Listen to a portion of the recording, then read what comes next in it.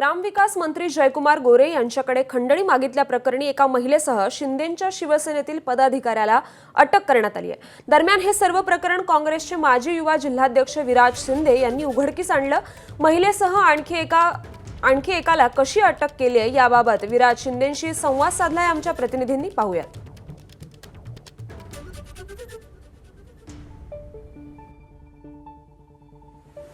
मंत्री जयकुमार गोरेंचे जुने सहकारी विराज शिंदे आपल्या सोबत आहेत।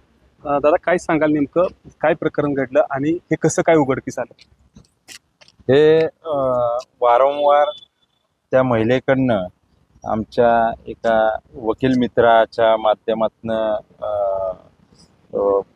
फोन येत होते की भेटायचे आम्हाला, असं मदत। आम्ही 17 तारखेला भेटलो।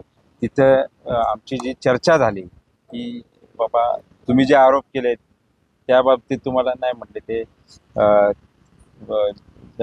मंत्री महोदयांनी कधी तुम्हाला त्रास दिलाय का किंवा काय वैयक्तिक डायरेक्ट फोन केलाय का, ते नाही म्हणले। 19 तारखेला संबंधित व्यक्तीला महिलेला परत भेटलो आणि समक्ष तिने 3 कोटीची बाबा हे भाऊंवर केलेले आरोप जर मागे घ्यायचे असतील किंवा त्यांचं मंत्रिपद वाचवायचं असेल अशा पद्धतीने, आणि किंवा नाहीतर तिचा एक निरोप आलता की आम्ही बलात्काराचा देखील गुन्हा भाऊंवर दाखल करू किंवा खंडणीचा जो प्रकार त्यातनं दिसून येत होता, एक मोठं षडयंत्र दिसून येत होतं।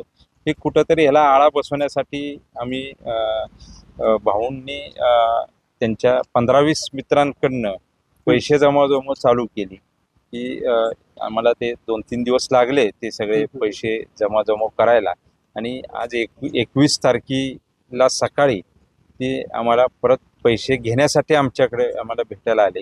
तर त्याला मोजून 10 लाखाचे 10 बंडल असे 1 कोटी रुपये त्या संबंधित महिलेला देण्यात आले आणि तिने तसं लेखीही दिलं, एक आकडा टाकून तिची सही दिली आणि पैसे भेटले म्हणून असं कागदावरही आम्हाला तिथं तिच्या माध्यमातून देण्यात आलं। त्यात तिच्या बोलण्यातनं आलं की भाऊंचा कुठलाही दोष नाहीये किंवा काही त्यांचा काही त्रास मला झालेला नाहीये हे देखील तिने सांगितलेलं आहे।